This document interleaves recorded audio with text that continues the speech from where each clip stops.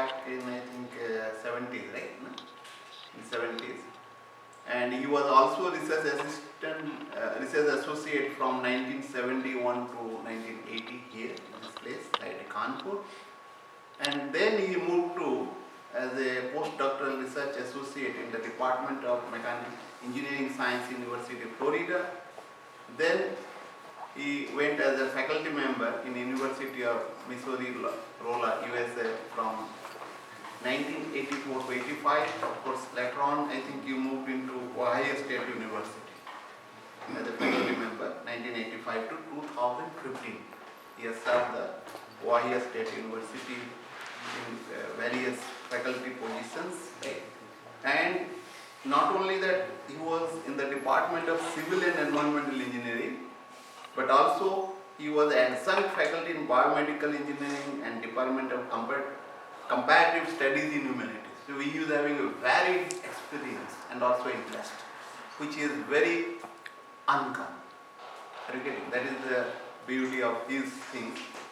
And he has given several lectures. If you look at, I mean, it's a very long list. I don't think I will be discussing about it, but only some notable is that, right, he has written 2 books, Damping of Polymer Matrix Composites and Dynamic Loading and Characterization of Fiber Reinforced Composites. And of course he is having several ons and hours.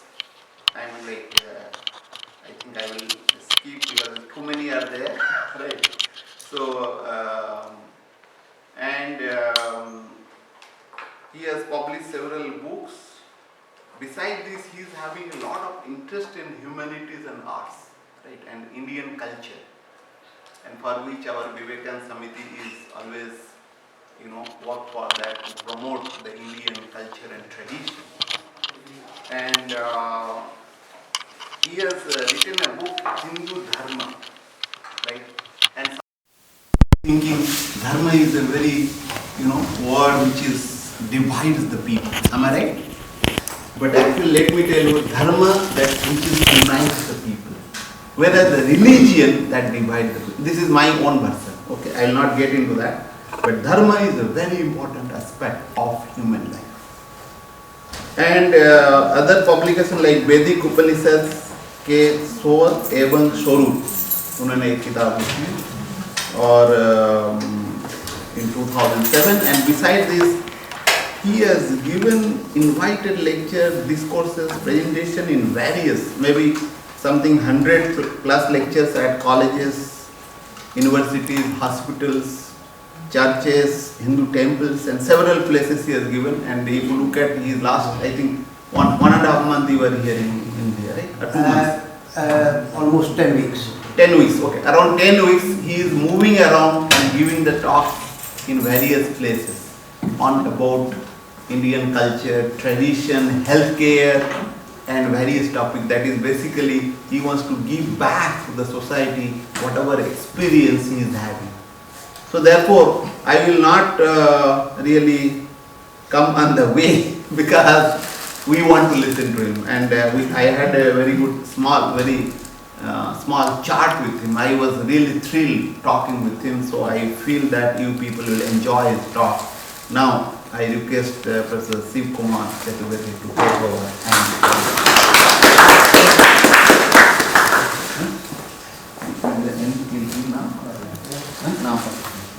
So,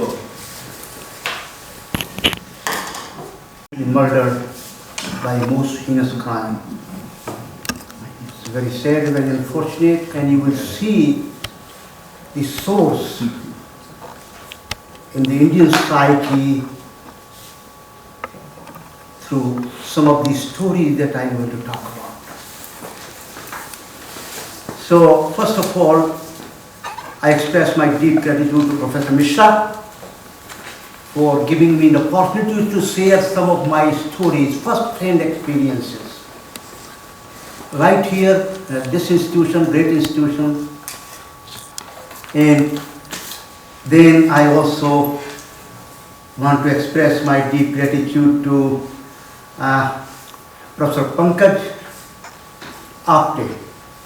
He just like my son, he was doing Ph.D, both husband and wife at the Chemical Engineering Department at Ohio State University in Columbus, Ohio.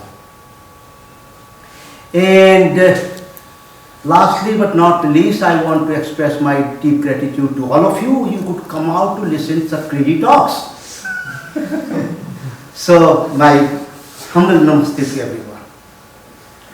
But I want to apologize in advance to you because I have some bad habits. Number one, in all my presentation, my all experience in life, I have always tried to be authentic and truthful to the subject matter, to our dealings, to our relations. So whatever I'm going to narrate today is based on my first-hand experiences. And I have a good memory and I write down a lot of notes.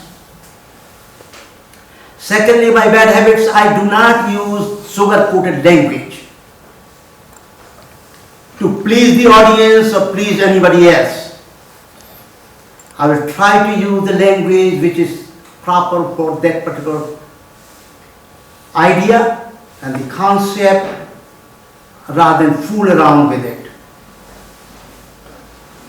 So, and I am also, if you can see here, the very first one, a bucolic.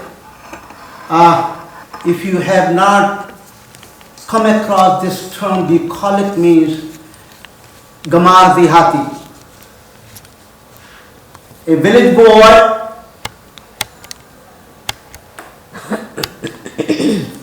does not know how to speak English, does not know how to understand the concept and ideas in sciences. And I'm also maverick, as you can see the picture, the painting actually is a very famous painting.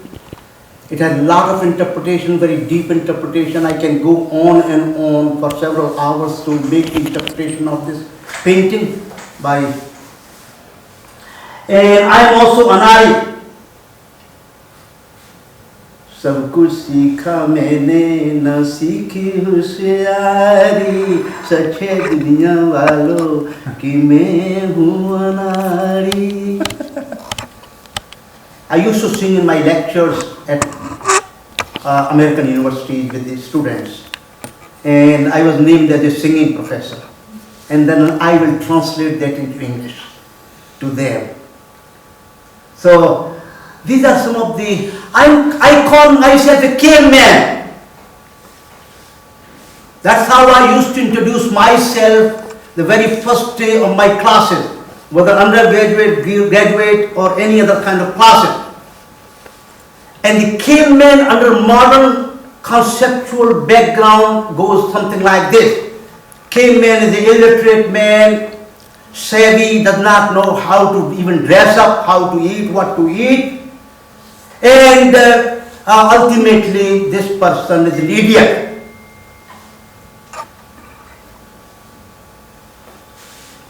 And I will tell you about this, how I use this term later on.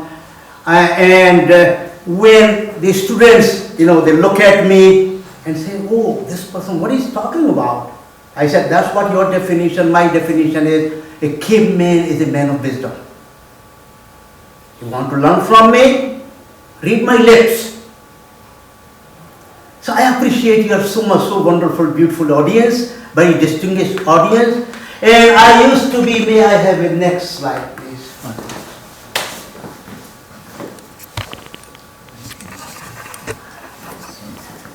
Yes, this is the beginning of Macaulay. This was addressed to British Parliament on February 2nd, 1835. Macaulay travelled throughout the India and he used to make presentation to the British Parliament. And how truthfully he described the status of human mind, Indian mind at the time he visited. This is the early 19th century. May I have the next slide? And he understood, this is the Macaulay. He understood very well the Indian mind. And what he writes, we must at present do our best to form a class who may be interpreters between us and the millions whom we govern, a class of persons, Indian in blood and color, but English in taste, in opinions, and in intellect.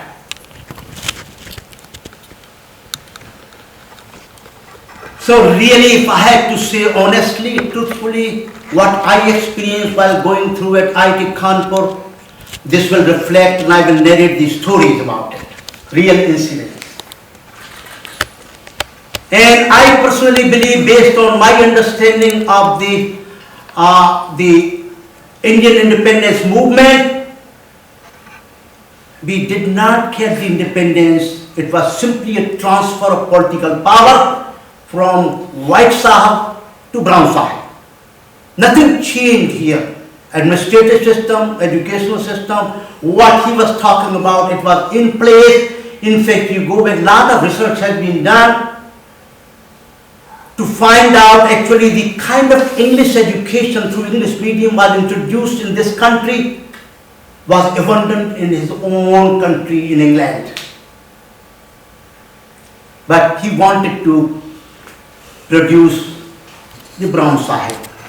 So that's what and we have still actually, I personally think even till today, after talking to wide spectrum of people in this country, I used to come almost every other year.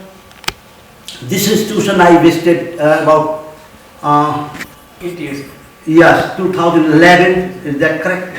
Yeah, the last time, and then coming now, and I still think that majority of us are mentally slave.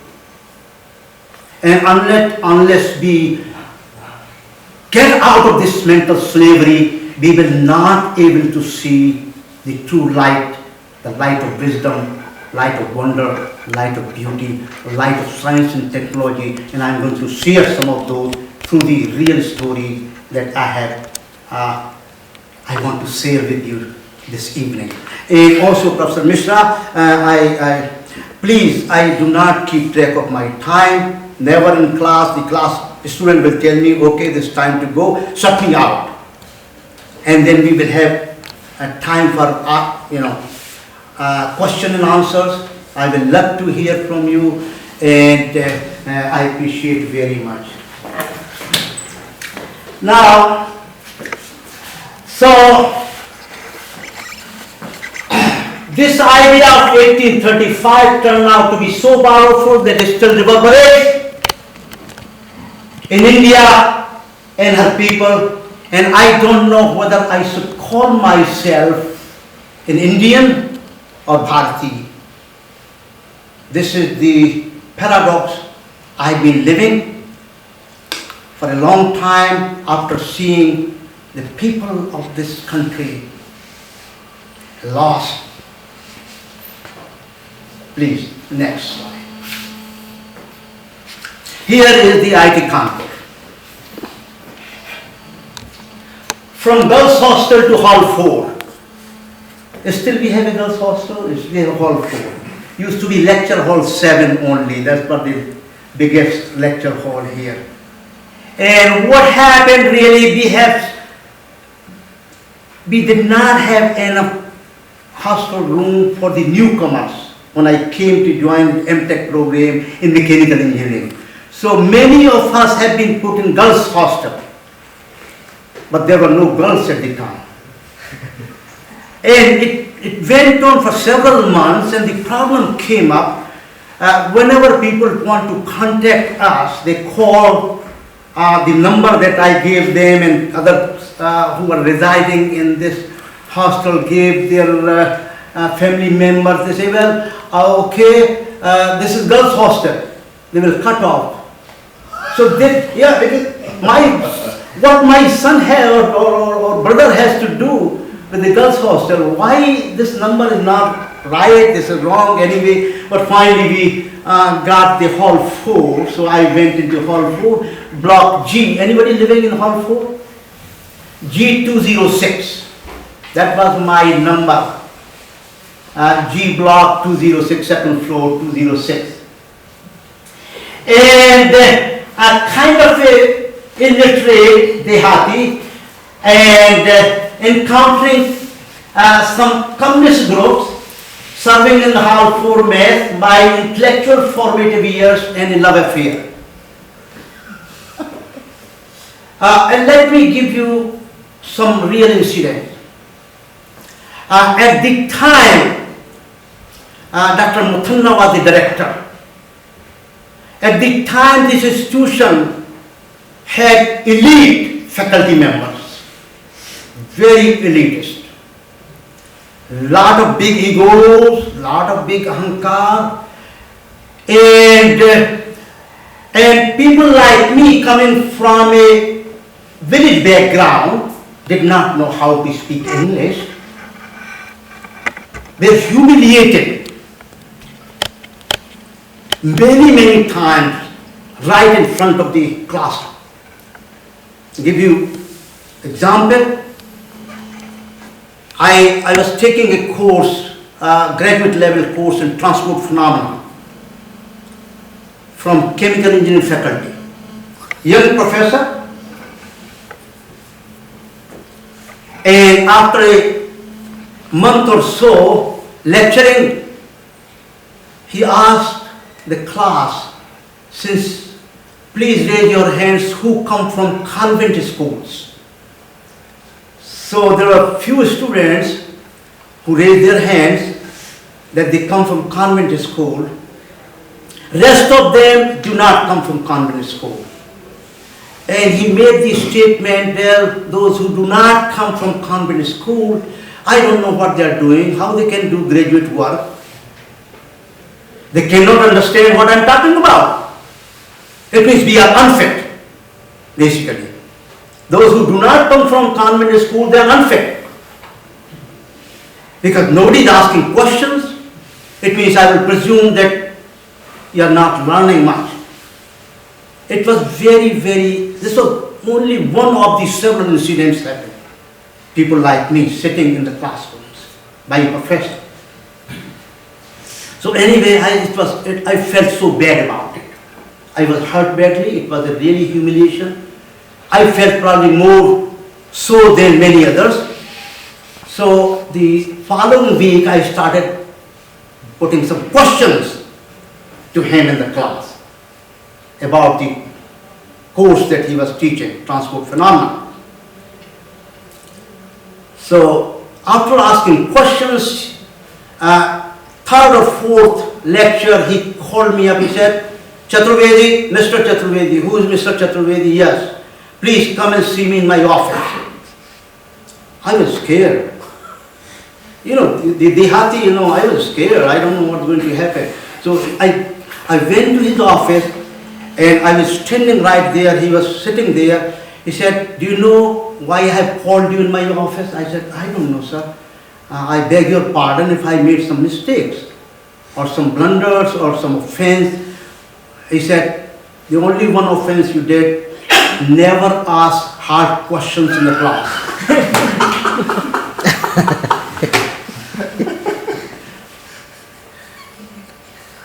Okay, sir, I'm so sorry.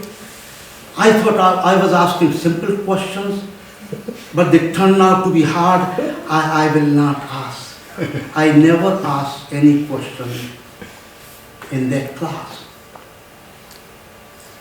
And I was in tears. I wanted to learn. I did not ask those hard questions because simply for the sake of asking or I wanted to learn. Another professor from fluid mechanics attending a course, and he was talking about the curve vectors, the rotation of the fluids and all that, those ideas and concepts. and used to take what you call the quizzes almost every day. Before you even can turn on your, the notes at your pace, he will. So I was not doing good enough in that course. So I went to see him in his office. He was a fresh Ph.D. from Imperial College London. Out of respect, I don't want to name those persons. Okay, those professors, I have a great respect for them. So I went to his office and said, sir, I'm not doing too good in this particular course. Can you help me out? Well, what is your problem? I said, conceptually and from physics point of view, I do not understand these concepts that you teach in the class. You simply put down mathematical symbols and equations, but from physics point of view, from physical point of view, from conceptual point of view, I do not understand. Please help me out. He said, follow what I do in a class. I don't understand myself either.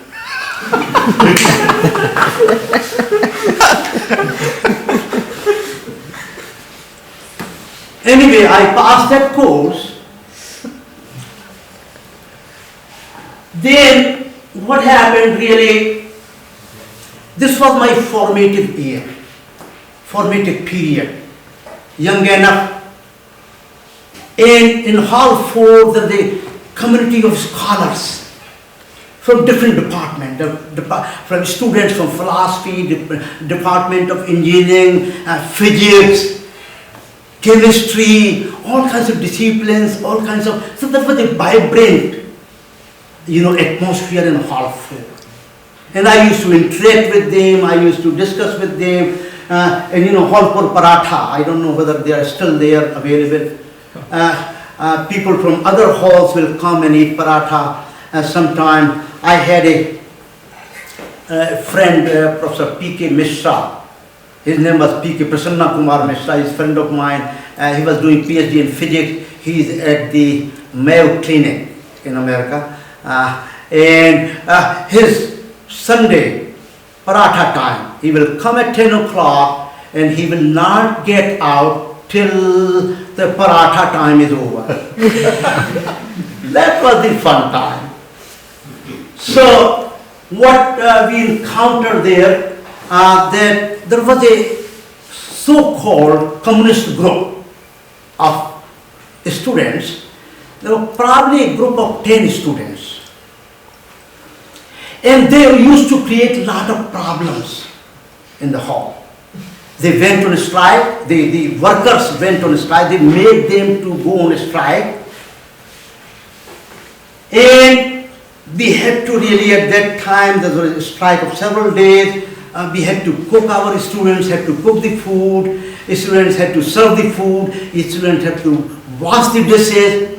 And in that particular time, the committee, the mess committee, what you call, it was from Mechanical Engineering. I was part of that committee, and it was eye-opening for me then when we found out that the milk, a lot of milk used to come for 400 students, drinking milk every day and tea and all that. So the milk used to get spoiled every other day. So a lot of halla-ulla, a lot of cry, what is happening, this committee has to be thrown out, these are not doing a good job. Happened. So we thought, I was part of the committee, I said, well, something is very fishy.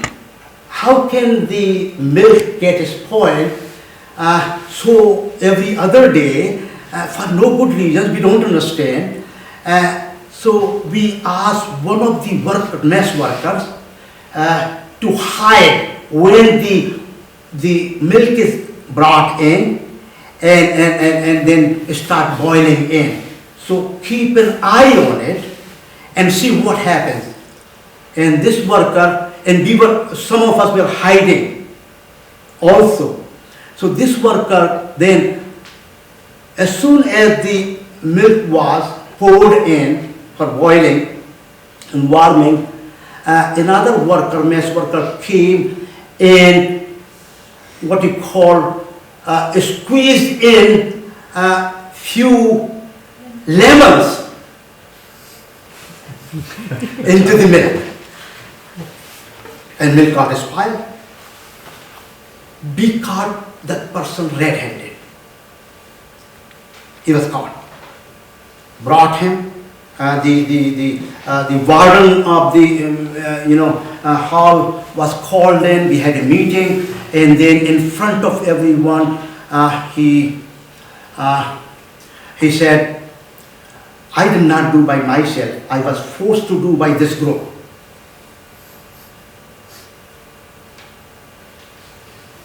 Okay, I said, "That's interesting." So one of the so whenever I used to see these people walking, I was kind of a bad person, walking in the sunshine without umbrella. I will tease them. I said, "How come you do not have umbrella today? It's raining." Well, Chaturvedi, what are you talking about? I said, "It's raining." Well, don't you see it's sunny here? I'm like, "No, it's raining over Moscow." You had to have umbrella here. It was raining on the Moscow. So they were very So I used to give them very tough time, and some of these people ended up in America. Can you believe that? These are called pseudo intellectuals. It's what intellectual bankruptcy. Next slide, please. So that. The love affair. Let me give you about my experience with love affair. When I joined this institution, I already was married, but my wife was not living with me. She started living after 6 years of my marriage, when I moved to married housing here. And during this period, in her absence, I had several love affairs.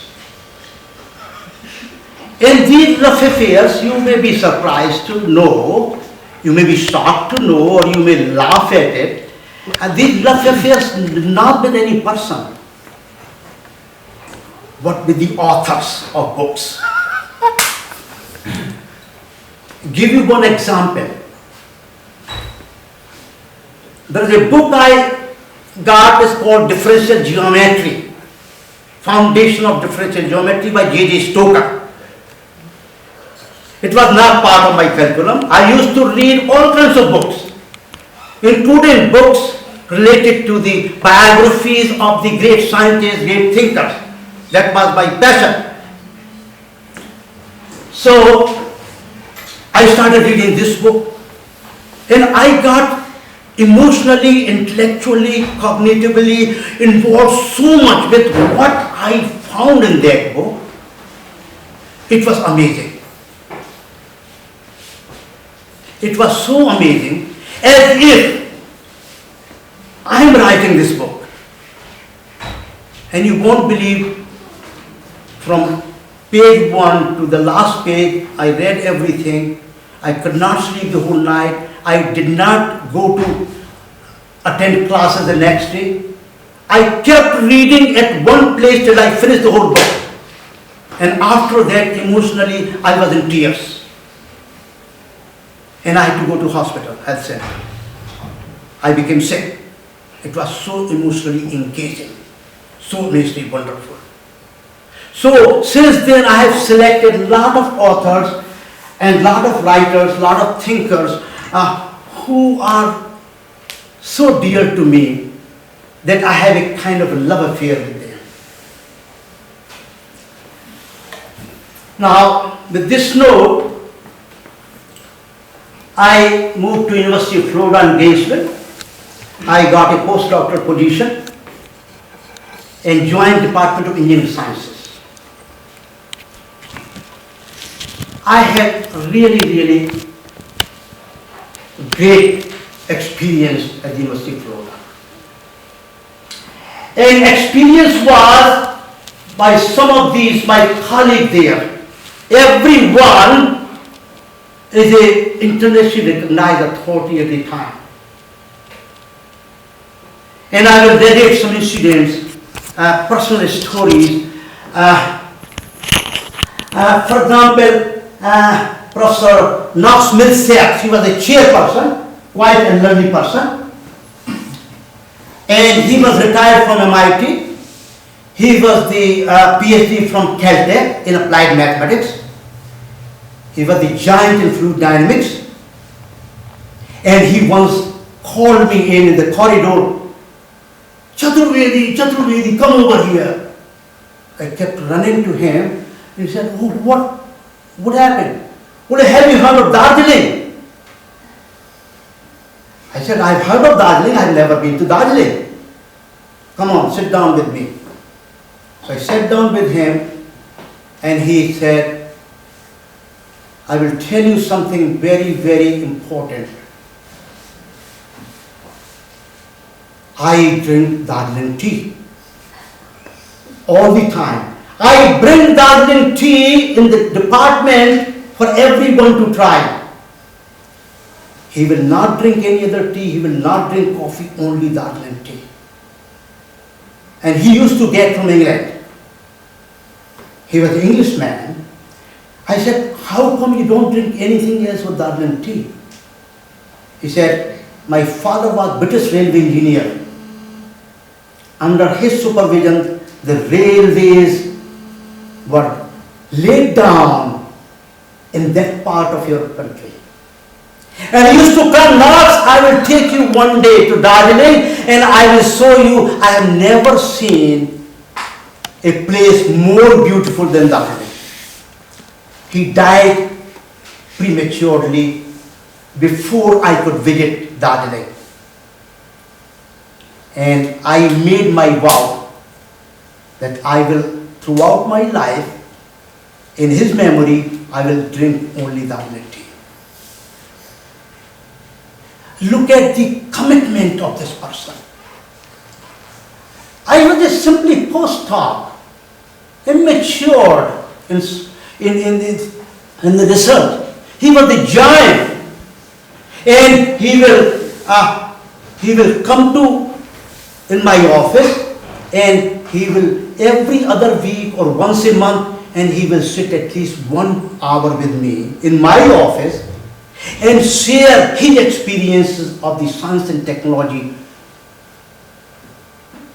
after Second World War. He was one of the founding members of NASA, very giant. Kármán Plhausen, those who are working in aerodynamics, they must have heard of Theodore von Kármán and Plhausen. Plhausen, my next door neighbor. I saw him, I met with him. He died of accident he was a lone, quite old person. He died of accident in a parking lot. So he was that giant, and he used to invite what he called every Friday, sometimes every once a month, used to have a Friday seminar.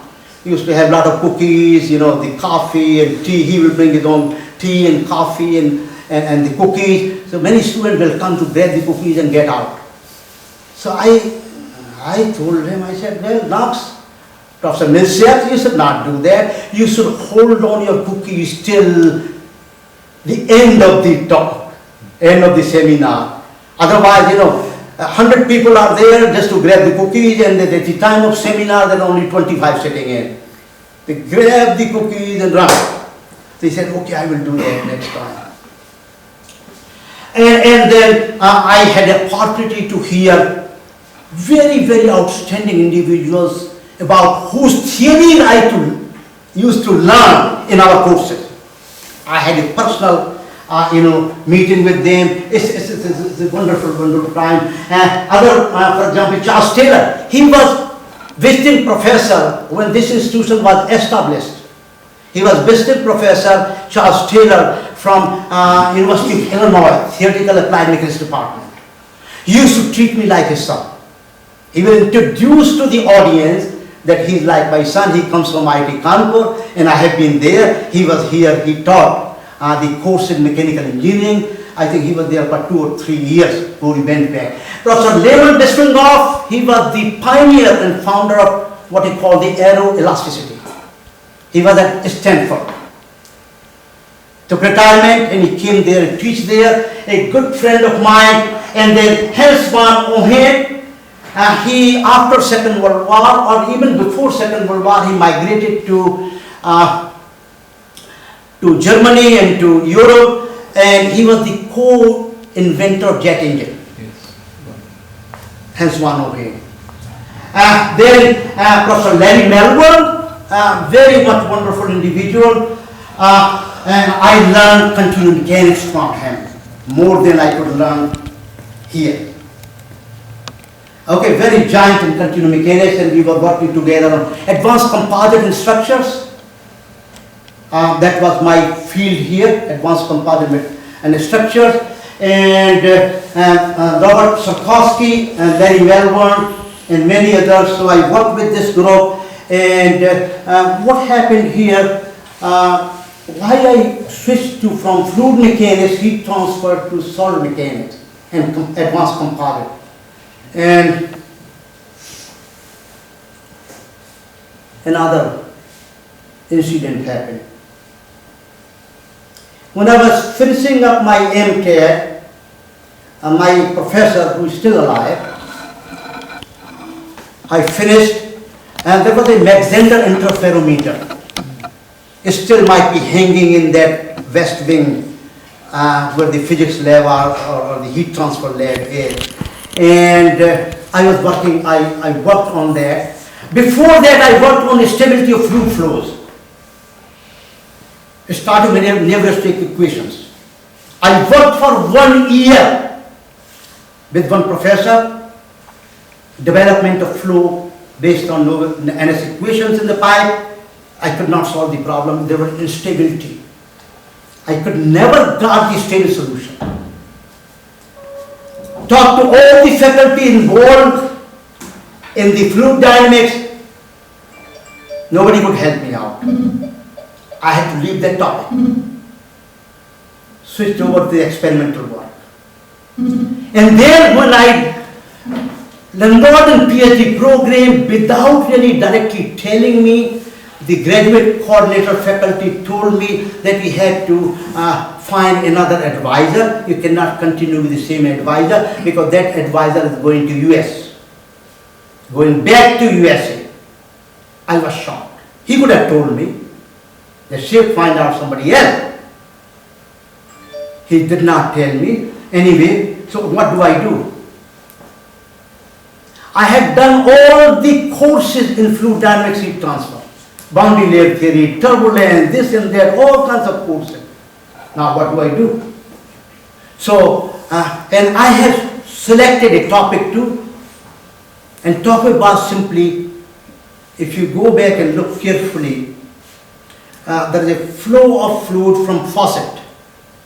Okay, put a finger, make it laminar, very, uniform flow, put a finger and then bring it finger towards the faucet. Eventually it will have waves and it will then turn into drops. It will collapse. Okay, it will break up. The continuum will break up. And simply by looking at the faucet phenomena, I said, well, this is the work I want to do. So I went to other people working in fluid mechanics and they told me, no, we cannot do it. I said, why? I think it's an interesting problem. Well, nobody has done anything so far. I had to abandon fluid mechanics, went to solid mechanics. Okay. And then I saw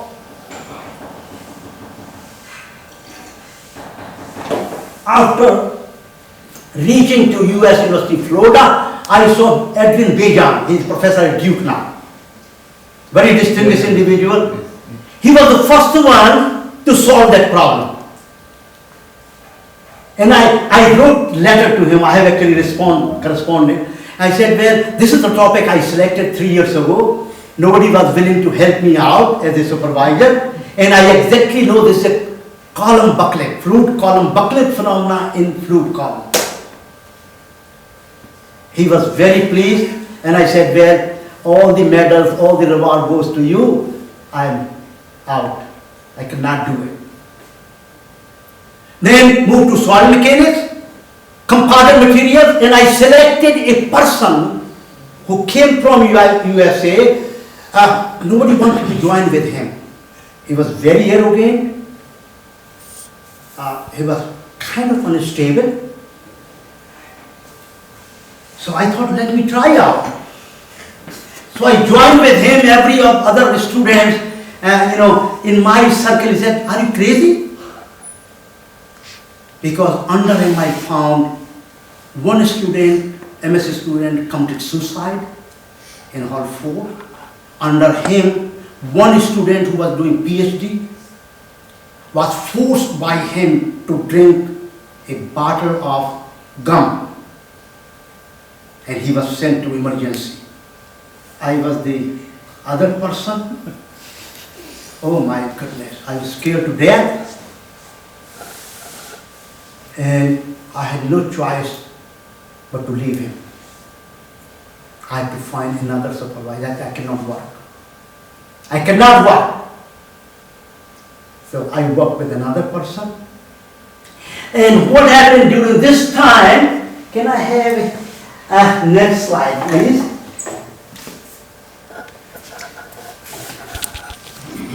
Yeah, good. So what happened that time, I wrote an independent paper after my PhD. PhD was, my thesis was very highly rated by American faculty. They used to send the thesis to American universities faculty.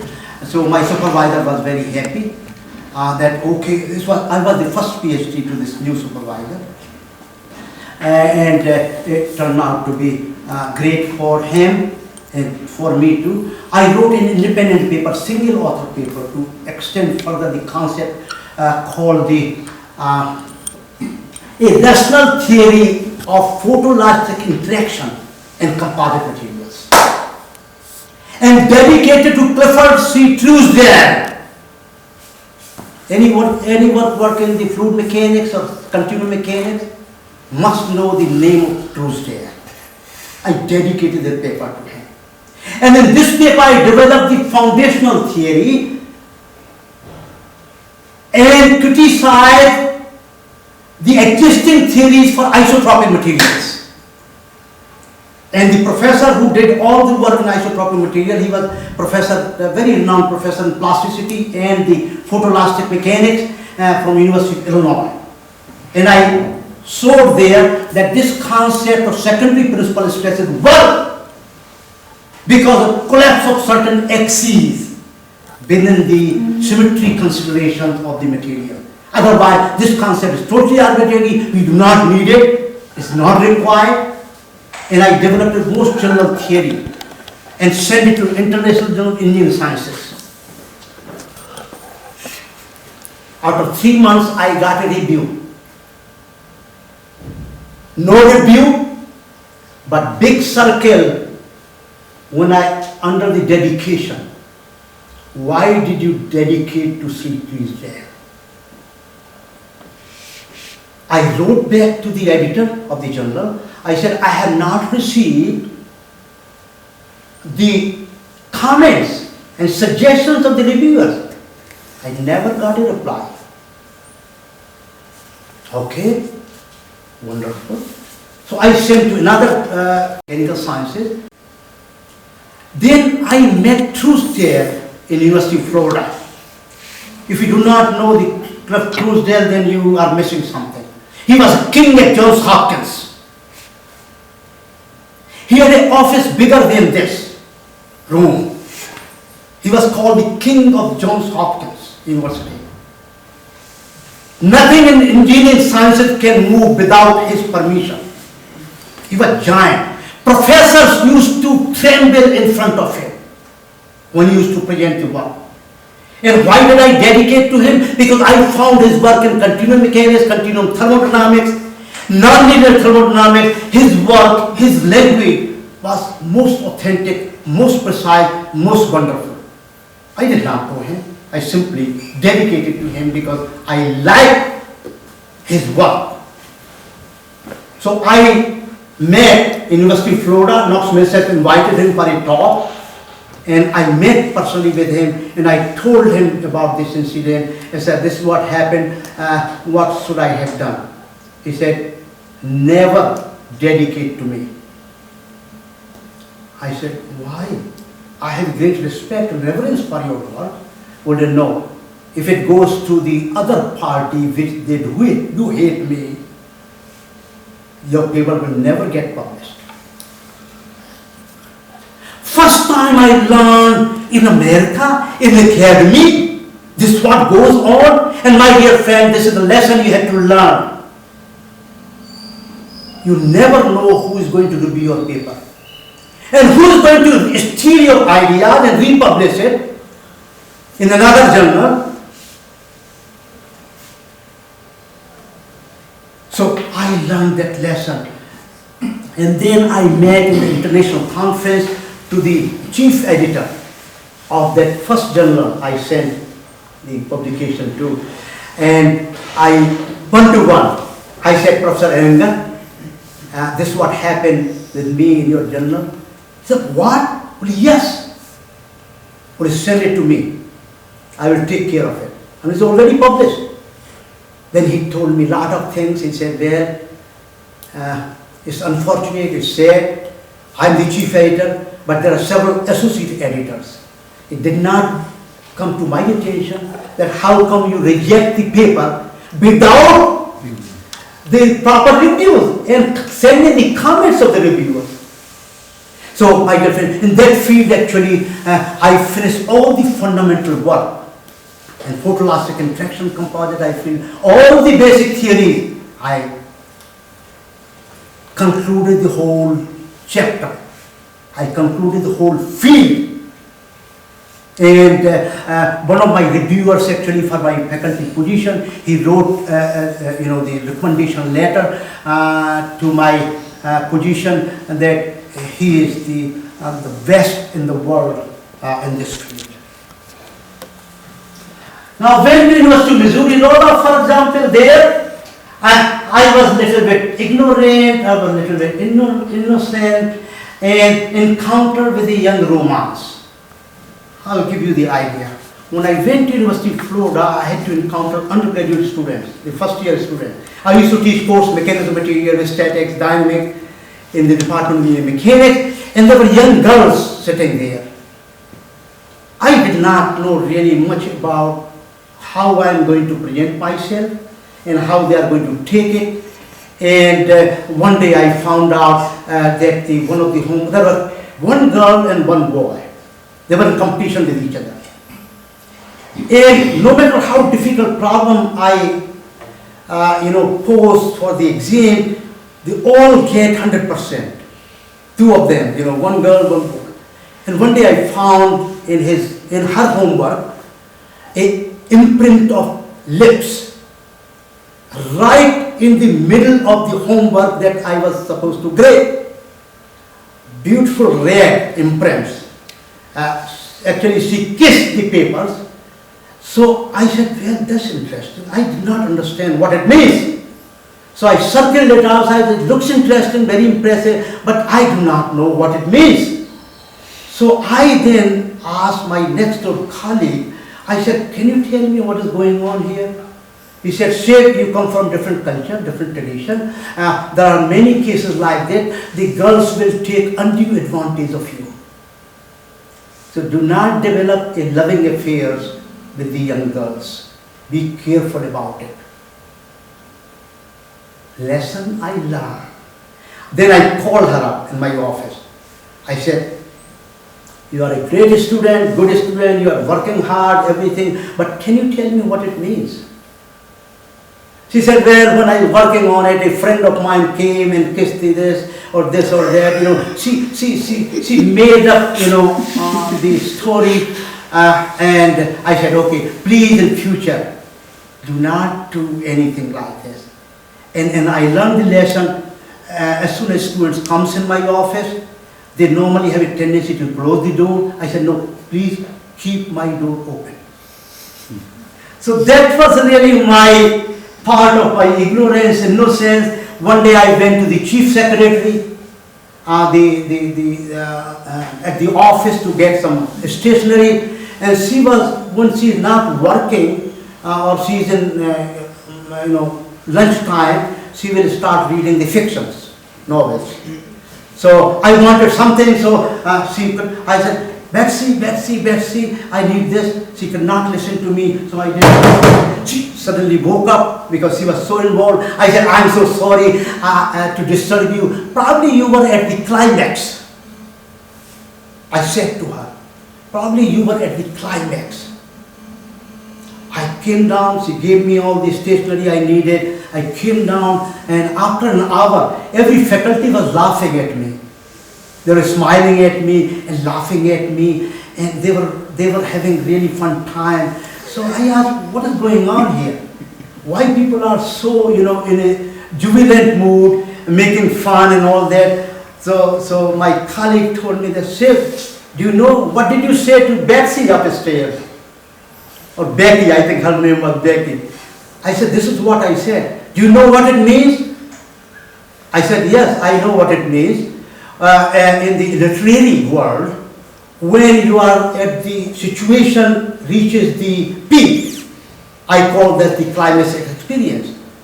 Well, there is another meaning which you may not be aware of.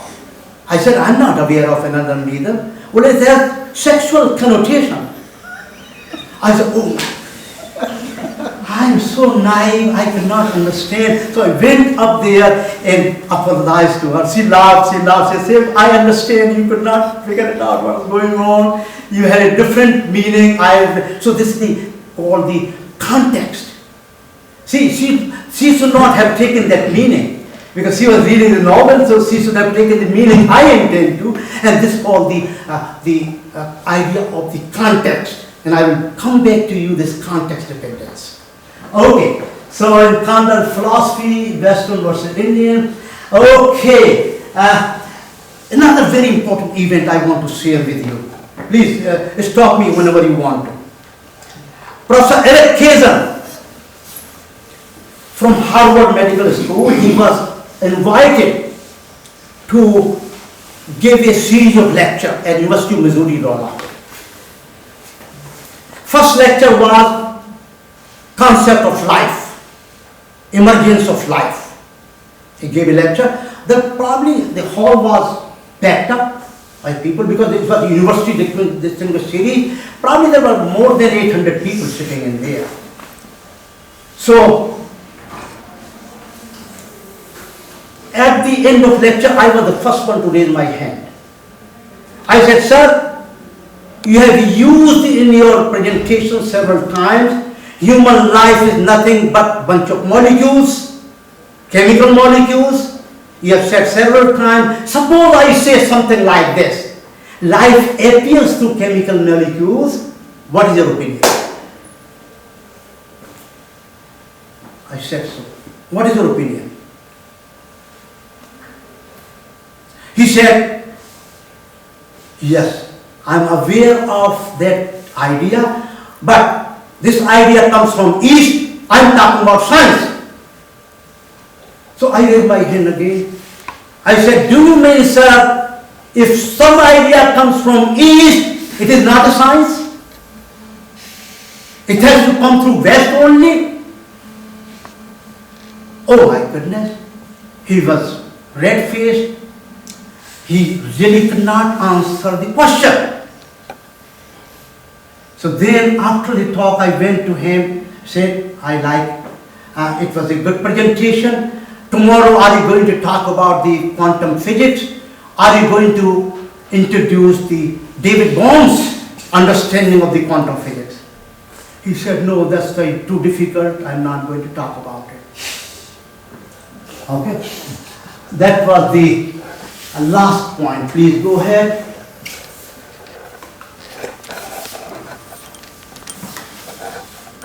here I was encountering all kinds of faculty, all kinds of people.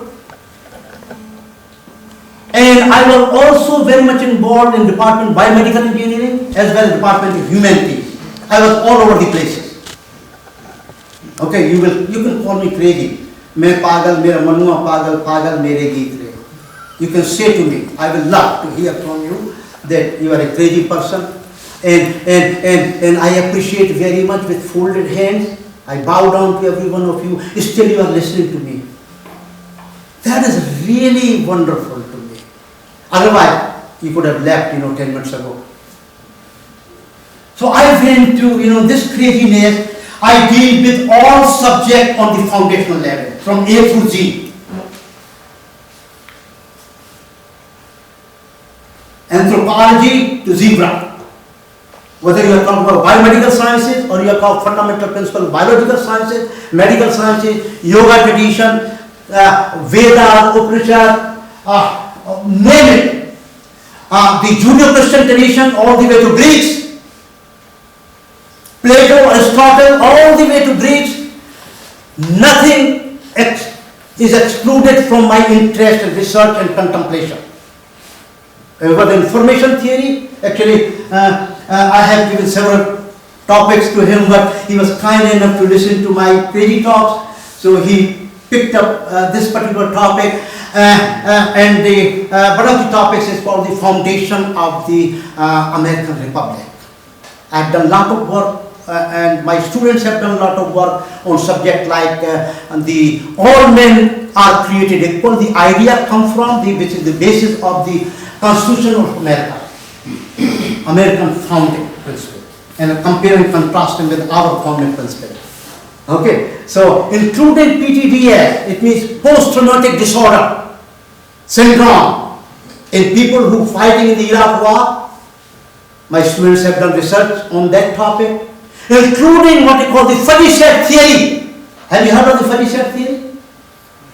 Oh, classical logic starts with Aristotle and Greeks after Plato. 0, 1, 0, you do all the time. Computer only 0, 1, 0, 1, 0, 1, 0, 1, and sequence of 0, 1. This is a classical logic. Either the statement is true or false. I call this is a special case of a logic, which is I call a spectrum logic.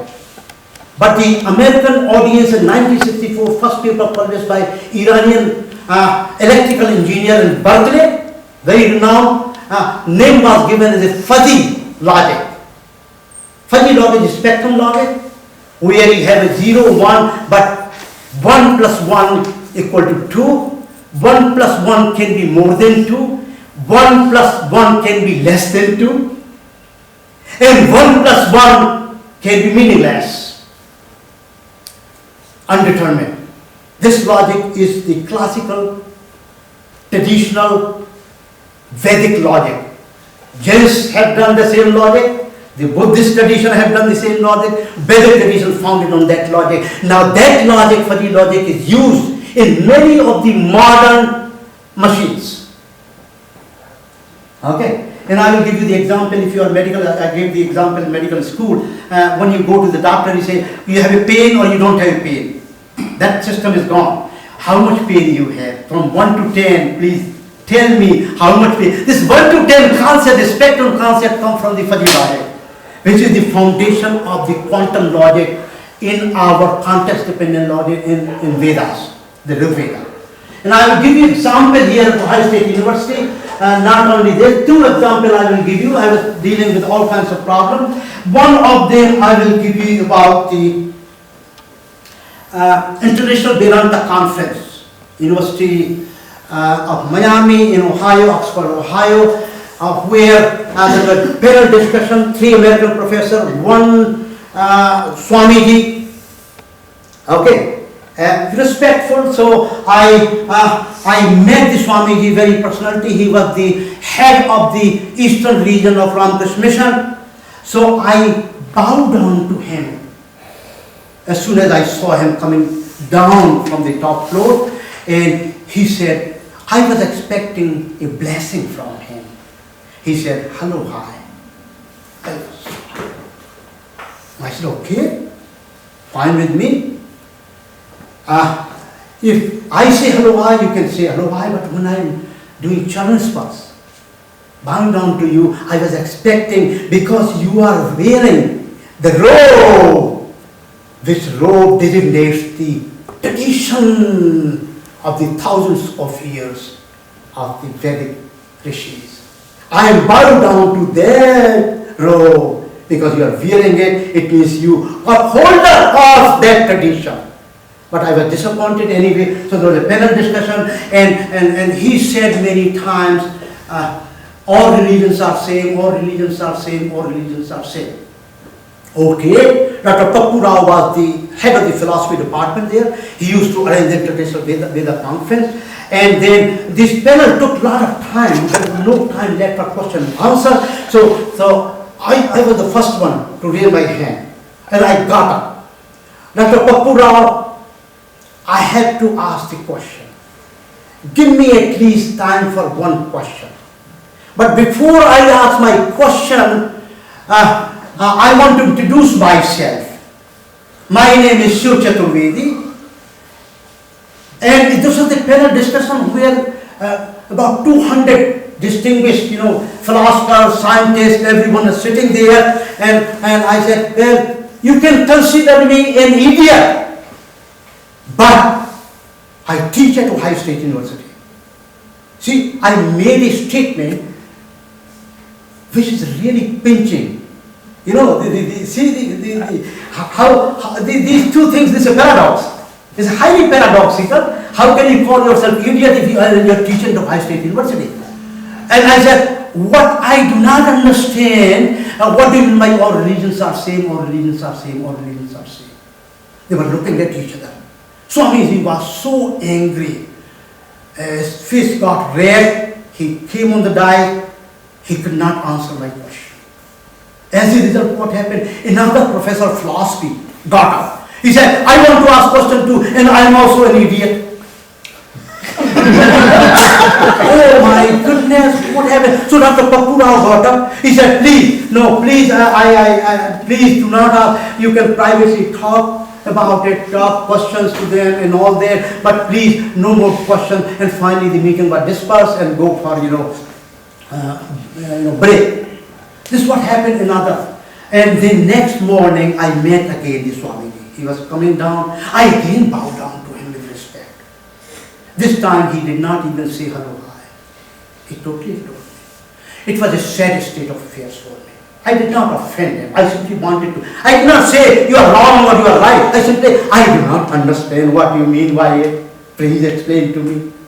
Because in the scientific field, when you are working in the science and technological field or humanities field, if you say something without defining it, without characterizing it, without putting a linguistic structure around it, it does not make any sense to me.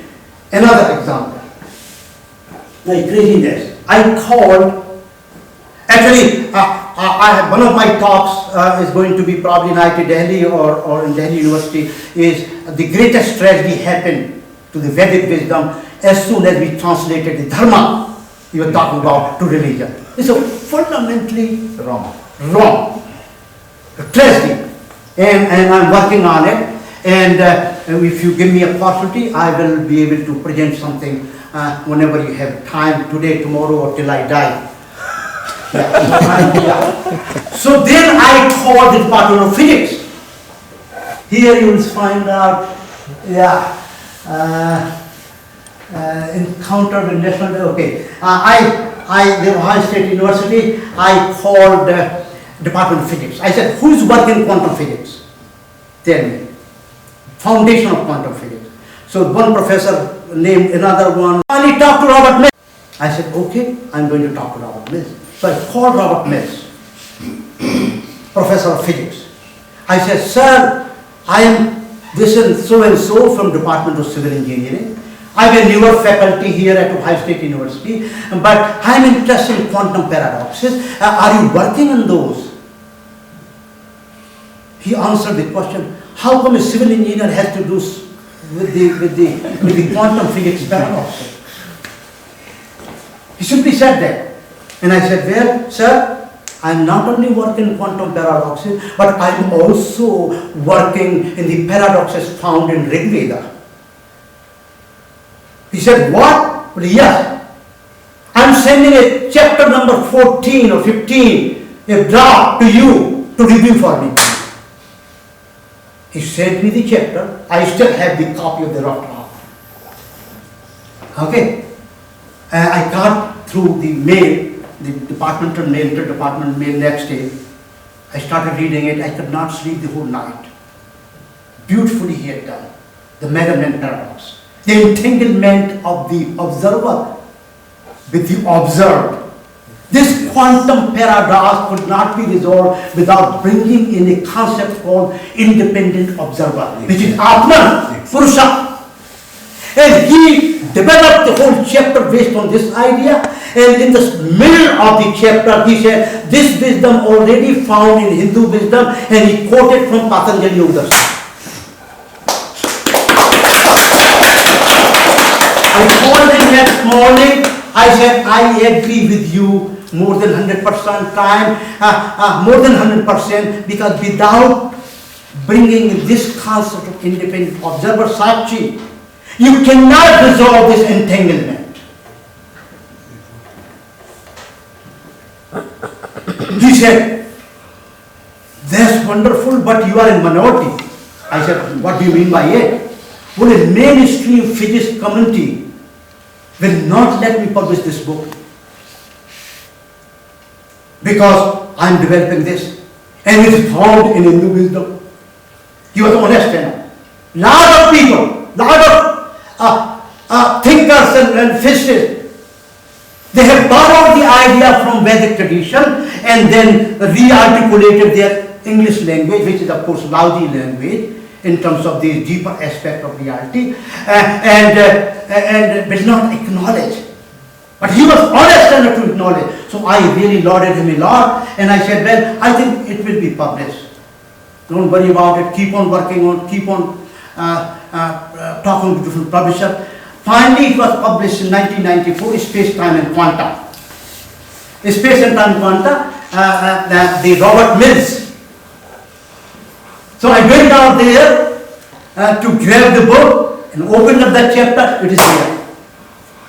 Now then I met into Dr. E.C.G. Sudarshan. Those who have not heard of him, he was the director of Center for Theoretical Physics at Texas, Austin. Very renowned physicist. He is basically from Kerala, Dr. E.C.G. Sudarshan. So I met E.C.G. Sudarshan. I narrated the story to him, the incident that happened, between me and Robert Mills. And he said, oh, that's very strange.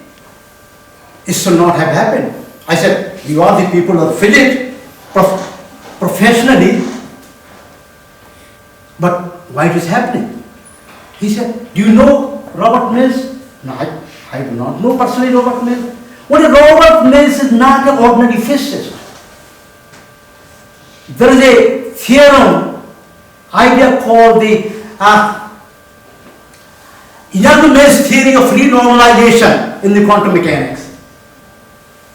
Mills' work and Young work, Young was his supervisor, Young got Nobel Prize for that work. He is the most renowned theoretician in the quantum physics domain, and his work is being not published. This is what the lesson I learned. I said, oh my goodness, this is very, very interesting. And I encountered several of those, if they are honest enough, if they make, and I asked him, Robert Mill, I said, how come you are learning something from our tradition? Well, for the last 15 years, I'm trying to learn about your tradition, your knowledge, your wisdom tradition, through, of course, English translation. Unfortunately, I could not meet with him. He had untimely death, and personally, I could not meet with him. So I have, please, next please, I have several of these. I'm just narrating only of those. encounter, yeah, I told you about, yes, Cozy Kavata, I want to narrate with you if you don't mind. I will take a couple of minutes and then I'm out. Cozy Kavata. And this was, I think, around 1986. I went to international conference in Tokyo. And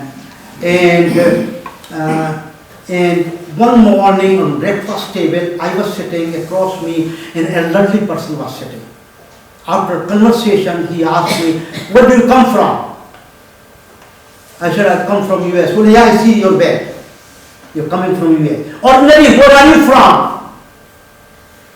I said, I'm from India. He was in tears. And he said like this, he reached me, he said, you are like my son, I want to share two things with you. I'm 82 years of age, still driving my car in narrow streets of Tokyo. I said, you are the same Cozy Kawata that I heard of? Well, yes, I'm professor at Tokyo University, Mechanical Engineering. Not only that, he said, let me tell you, I have two mothers. My first mother is Japan, the land of Japan, where I was born. My second mother in India, because India gave me all the wisdom for the Japanese people through Buddhist tradition. So I have two mothers. I respect those two mothers. So when I saw you coming from India, I found out I had tears in my eyes. Second thing, when I look at the younger generation like yourself sitting here, I cry because they don't have any mother. I was in tears. I said, I was so. And you know, later on I found out about Koji Kawata, who is there. He was the prime architecture of the science and technology policy of the Japanese country, Japan, after Second World War. Prime mover, because you know, before Second World War, Japan technology was too poor. He was one of the founders of the science and technology policy of Japan that made the Japan and Japanese industry the #1 in the whole world. He was that prime mover. And he was telling me I had two mothers. Then from Narita Airport, this is another interesting episode. Narita Airport is a very crowded airport. If you are at a time when too many flights are coming at the same time, you will breathe in each other. It's so crowded. Oh my goodness, so crowded. I was going from there to Hong Kong to Delhi. So when I boarded a next flight from there, I was in the middle seat. A young girl, she told me her age later on, that I'm 24 years of age. She was going to Germany, Japanese girl. And as soon as she saw me sitting there, and she was going to sit on this seat, I'll sit, she said, I've been following you from Narita Airport. I was a little bit uneasy because is he a spy or what? Yeah. But no, I've been following. I said, how can you follow me from Narita Airport, which is so crowded? Well, I followed you very closely, and I followed you that you are going to board this flight. You are going to board this flight. As you moving, I was moving behind you. I said, why? And she said something, some of you will be shocked to learn. He said, as soon as I saw a face and I recognized that you are Indian, from India, I saw in you a God's face. So I followed you. And by the way, I'm not Buddhist, I'm Christian. But that's the way I see. When I see the Indian faces, I see the God's faces in them. He gave me her card. Still I keep her card. My dear friends, with this note, my journey continues till death. and I took early retirement as an emeritus professor from Ohio State University. And just to dedicate myself for building up a vision, a long vision, building up a totally different foundation of the education system, where you can unify, where you can united way look at all the diversified fields from humanities to sciences to technology. I have a lot of experiment done myself, including going into deep depression. I hope you don't publish it. I intentionally went into depression. It took me about 2 months to go into deep depression. Well, I was still teaching. And why did I do it? I wanted to experience the state of depression. And by the end of, when the depression became quite mature, I could feel it. And I knew it when my corner I was opening up. I know I'm doing intentionally, and I know how to get out of it. So I went into deep depression. Actually, I lost kind of focus. I could not, if there is a step, I have to be careful, I may fall down. I could not sleep. I could not eat. I could not focus on anything. I could not think. Just like, you go if you take, I think those who take too much alcohol and they get drunk, that kind of state, when I'm moving, students will tell me, how come you are moving like this? I have to be careful holding the rails to go down, go up. It was they started recognizing, sir, Dr. Chaturvedi, what happened to you? Are you feeling okay? I said, no, I'm okay. Still I was teaching. And it took me 2 to 3 months to get out of it.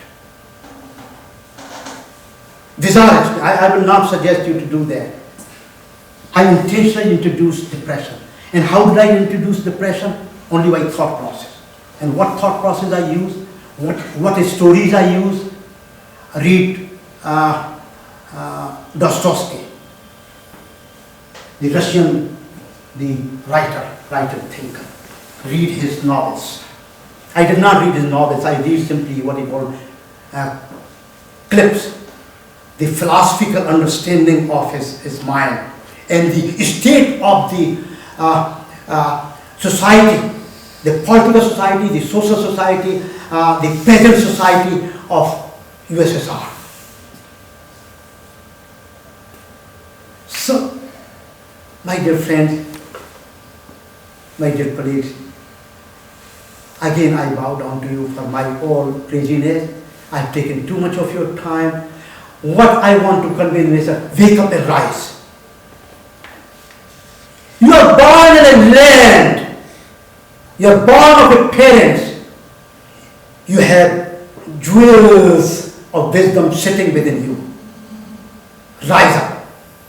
Don't blindly follow anything. Read John Hargan, recent book, End of Science. There are many scientists who frustrate, even in every field of human knowledge, we have reached the dead end. We don't know how to go beyond it. Another time I can talk about it. Even the concept of gene is in trouble. In trouble also note that recently I have done another thing. You are talking about the context dependence. Let me give you one example. A quantum logician from University of Newark University, professor of quantum logic. His friend Antonio de Nicholas wrote a book on Rig Veda, linguistic structure of the Rig Veda. He is giving introduction to this book.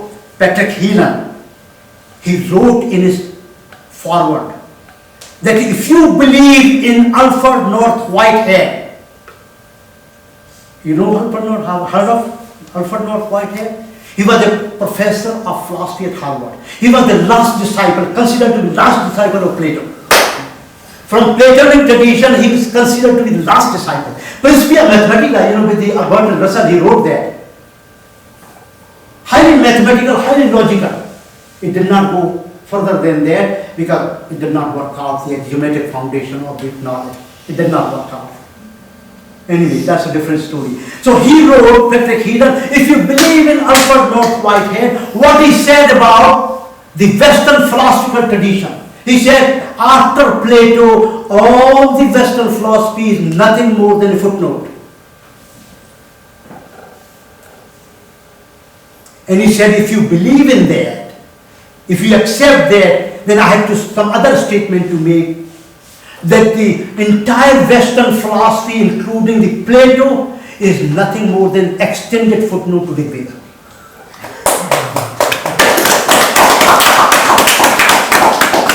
Quantum logic, well, I told you context dependence. The context, if you define a context, you can define the ideas within that context. Theories within context. If the context changes, same idea theories throughout the window. They don't work. You will be surprised to note in the genetics what is going on, the one-to-one correspondence, what you call uniqueness in mathematics is lost. It's not there. There's no love gene or hate gene or good gene or bad gene. The genetic concept is collapsing now. New ideas are coming up which are more focusing on DNA. And I will give you another example. How many of you are here physicists? Okay, good. I will give you one more challenge which relates to Vedic wisdom. Why they mean? You know the quantum structure of hydrogen and quantum structure of oxygen atom. You know that. Physicists know that. Okay. And I will ask you, my dear, you are a physicist, tell me all the properties of water under all conditions. Can you do that? If you do that, you are the greatest of greatest. But my dear friend, no matter how much computer power I give you, no matter what you do, you cannot do that. It's not doable. Going from quantum domain to macro domain without knowing the intermediate steps of physical reality, you cannot do it. Plain and simple, dead end. And this phenomena, if you go back to Anderson, Philip Anderson, how many of you are working in fluid dynamics? How many fluid dynamics? The phenomena of, my favorite phenomena of turbulence. Okay? You cannot do it. Turbulence. What do you call the phenomena of emergence? The concept of emergence. Emergence is what? When the sperm and egg meet together, make up the human being by knowing the chemistry, electrochemistry of sperm and egg and fusion. You cannot know how it is going to be developed. You don't know. You cannot know. It's a limit. Cognitive limits have reached that certain things which we know we cannot know. Notice equation, NS equations, you know.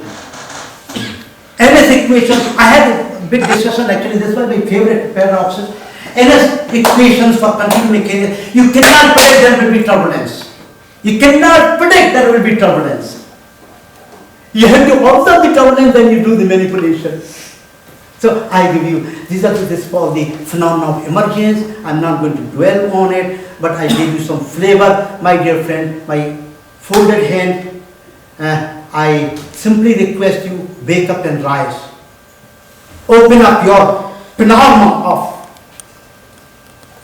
world wisdom. There's a beauty out there. There's a wonder. Don't get boiled down into what you call the rat race. Things.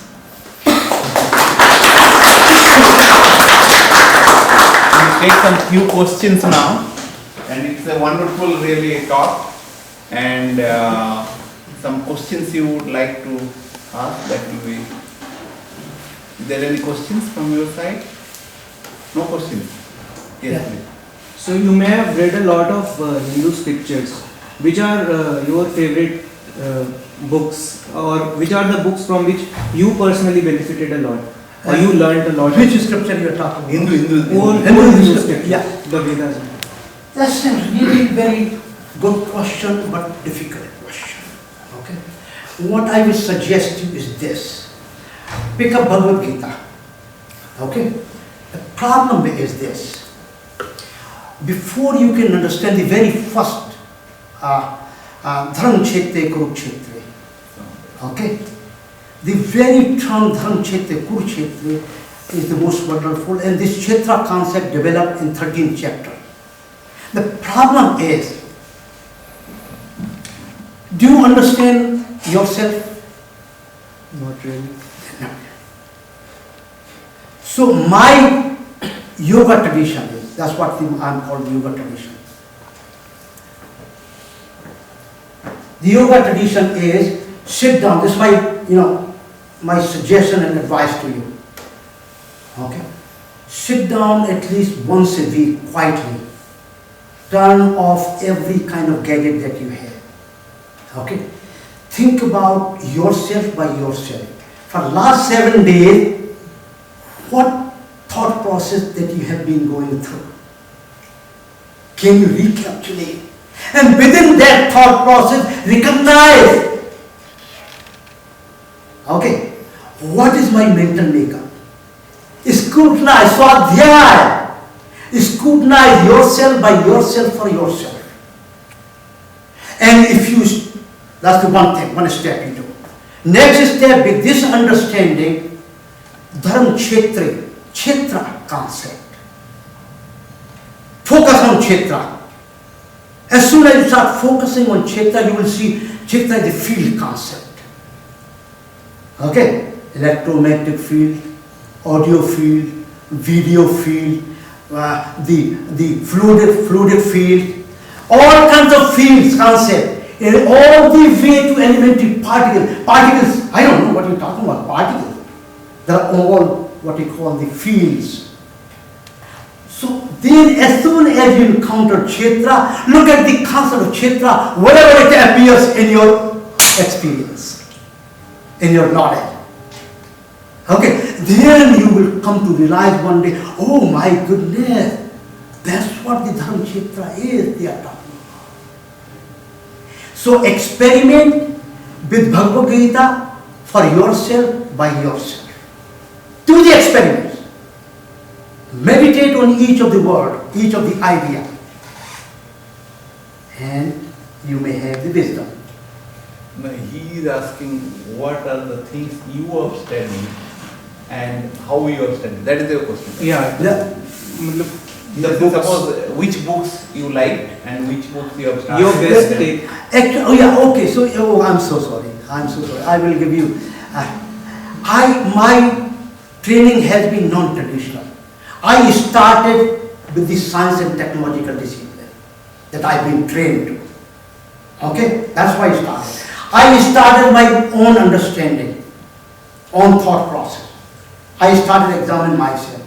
Let me give you craziness so that you can relate to. When I met my wife, I was quite young, first year undergraduate.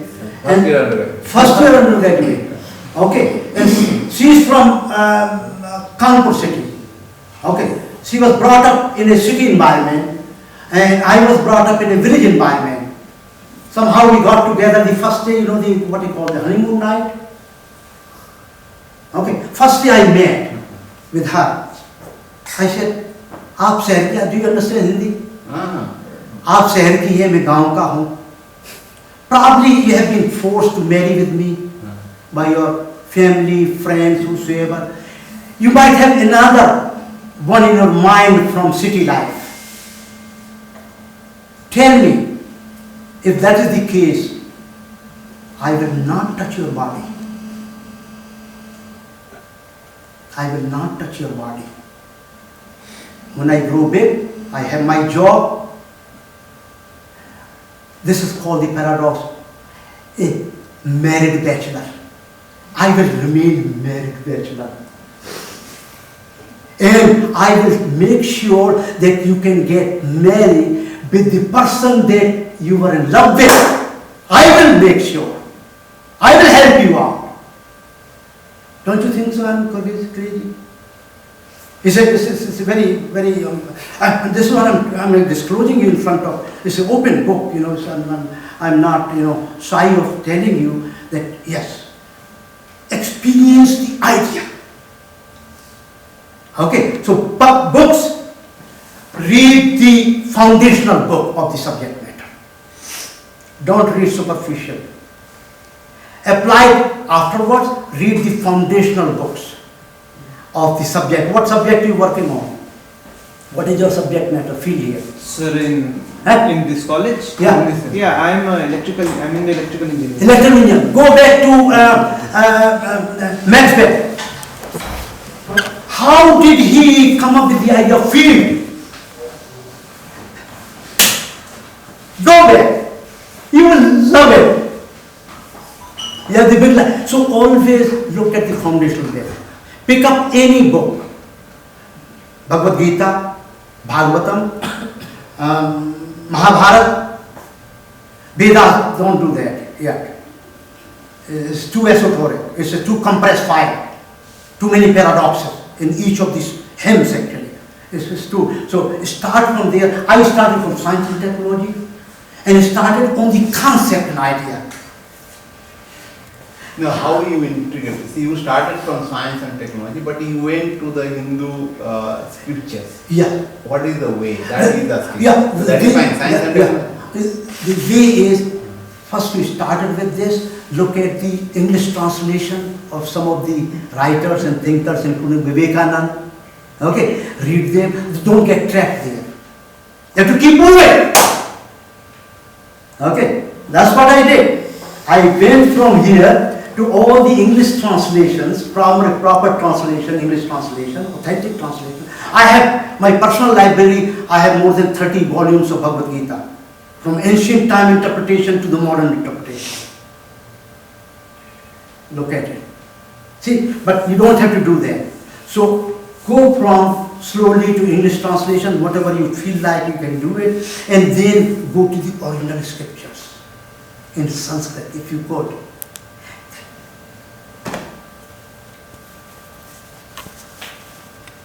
So, is there any other questions? What is the origin of Hindu word? What is question? What is the Hindu word meaning? Oh, Hindu word. Origin. Actually, When it was started in use. When it was Hindu word was started in? I do not know for sure when I started using, but I think based on the information available, the ancient Greeks and the Persians started using the word Hindu for all the people living in this Bharat. Because look at the Persia. Okay, it was Persia. Part of the Persia was the part of India, Bharat. You look at the Iran, IRAN, the name itself. Do you know where it comes from? Aryan. Aryan term in Persian language called the Iran. You will be surprised to know that. Okay, Iran, IRAN, this is spelling Iran. Iran is a Persian name of the Aryan people. So the Persia was also a kind of similar people with similar kind of thinking, thought pattern. Earlier Greeks were having similar thought patterns as ours. Later on, after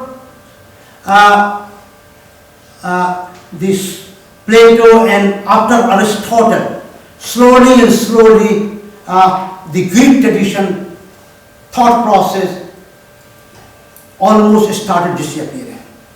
In the Western world, they call the ancient are the Greeks, but they do not follow the Greek thought patterns. We also, in contemporary India, for the last 40 years, we also follow what's called linear model. We don't follow non-linear model in thinking. Our thought patterns also have become linear. While our scriptures are highly non-linear. That's why the Sanskrit language does not have a word order. English language is word order. Subject, then verb, then in this or that. We do not have. We have only sound vibrations. And you go back to the field of Akash. Okay, what happened in the field of Akash? Have you seen the vacuum? What do you mean vacuum? It's ample proof now there is no vacuum. There is nothing. There is something there, but no really vacuum. It's only all the empty spaces filled up by all kinds of electromagnetic vibrations, radiations. What we call the Higgs model, or what the last article called the Word particle. Do you support the evolution theorem of, what the scientist's name is, Charles Darwin gave, that humans have evolved from, animals or the chimpanzees or whatever. Do you believe that idea, or you believe in this idea of thermodynamic equations? It's not a believing. The problem is they had to have some faith in something. Okay. What is your faith? The Darwin concept of natural selection, okay, is now collapsing. Read the latest. I have the latest information. Why it is collapsing? I will tell you the Hindu Vedic viewpoint. Without having a consciousness, the Chetana as the fundamental, irreducible entity, the evolution cannot proceed, cannot be sustained. Srimad Bhagavatam says very, very clearly, all the creation, all the formation of all nature, material nature, is done by Prakriti only. It does all, it creates everything. So from that point of view, but it does in the presence of the Atman and Param. Actually, in Bhagavad Gita it is told, Maya adhyakhena prakriti suyate sacharacharam. Maya adhyakhena prakriti suyate sacharacharam. That is from Bhagavad Gita, and whatever you are saying, that is basically that meaning, that prakriti does everything by the presidency of or with the Brahman. So this is where the Bhagavad Gita. Mamai Vanso Jiviloke Jiv Bhutasana Kshetra Kshetra Jnana all come together. This is called yoga. You know the first yoga? Your existence is in first yoga. Let me give you. When your parents' sperm and egg fuse together, that's the first yoga process. That's the yoga process. Yoga process includes these things, let me tell you. Differentiation, okay, growth, integration, reaching to its limits, defining the boundaries. These are the primary elements of the yoga process. Okay, and I call it, I give new names.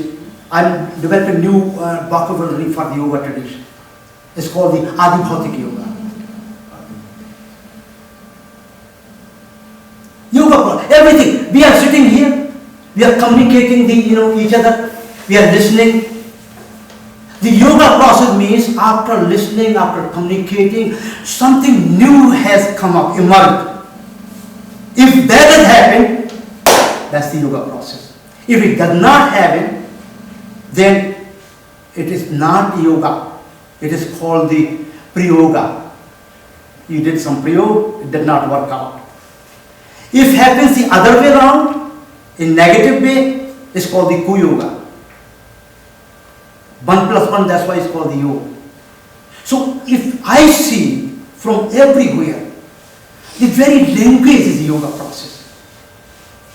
The very language, when the word, the letters combine to make word, that's the yoga process, because word has a meaning different than the letters putting together.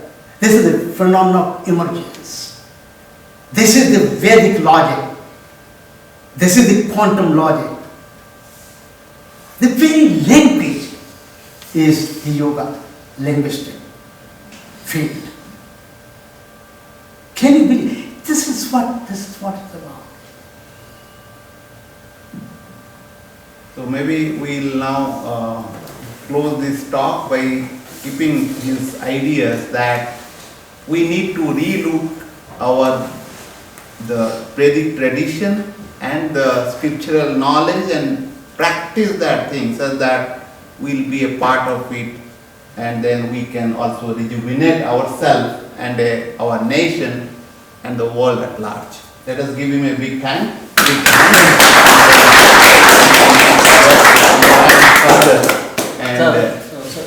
I would like to do. So he said he is crazy. Let me give him first-hand experience of mine. So I was in Columbus, doing Ph.D. and there was one temple there, and we used to go and he used to lecture. So he used to dance as if he is Radha. Yeah, I seen. So just an example. Okay, so fine. Thank you. Anybody wants to? I mean, is it you are having some time? Somebody may be having some questions. Then I have the whole night. Now we have I have the completed whole night, this one. whole day. You tell me, I'm more than happy and open to learn from you, and have you to learn from me. It's a mutual learning process. I learned from a 3.5 years old grandson the cognitive emotional development. I watch very closely. I could not do for my son because you are busy in bread and butter. So I'm focusing on my grandson who's 3.5 now, how he has developed, and this comes back to the asatoma, sadgamaya. Have you heard of the astoma, sadgamaya? Oh my goodness! And now astoma, sadgamaya. It means sat came out of asat. The origin of Sat is from Asat. Now let's see the paradox. In Upanishadic tradition, it becomes the other way round. Asat came out of the Sat. It became, or Sat came out to be Sat. Okay. Oh my goodness, what happened? I asked the question to the many of the saints and sages. They have no answer. I said, well, you are not thought through. Because this is a quantum paradox. And it works out so beautifully if you look at the context under which these terms are used. The Vedic language is highly technical. It's highly technical. If you change the context, the same term will mean different thing. Same word will have a different meaning. Just like that, the Edelman, the David Edelman, I forgot the first name, is a Nobel Prize winner in the genetic field. And if you look at the number of genes, genetic structure, the number of genes, okay, depending upon where they are sitting in, the response is different. Context is different, the meaning is different, the end result is different, the world view is different. Oh my goodness, the creation is different. Oh my goodness, it's so beautiful. So one thing also I want to tell, but just mention it, that is what he has told us. The Western people are looking our scripture, our wisdom of the people and converting them in their own way without really, and we do not know, we say they are doing, but we people being educated in this, in our setup, modern setup, we are devoid of that thing, we do not have awareness. So my suggestion would be those people who are sitting here, please re-look at it, let us see what our ancestors were given us and what other people are using, and we should use it. And I will have one more concept here. Sometimes there is a lot of mistaken identity. East versus West divide is fundamentally flawed. Western thought process, entire thought process in humanities, in social sciences, in science and technology are special cases, special subset. That is a very great footnote, as you told, is a footnote. It's a special case, it's a particular case, just like you deal with the differential equation, the particular solution. They're part of it. Just like fractal pattern. It's a subset of it. Subset. It's a subset, set theory. Our thing is the Indus method of Jews. So I was the whole, entire thing. they are the subset. Subset. And they're recognizing. It's not that they are not recognizing. Yes. They're recognizing yoga class, yoga undergraduate degree in yoga has been introduced in many institutions in America. Here, we are stupid. We are Hindus, so we are stupid. We cannot do that. You cannot do that.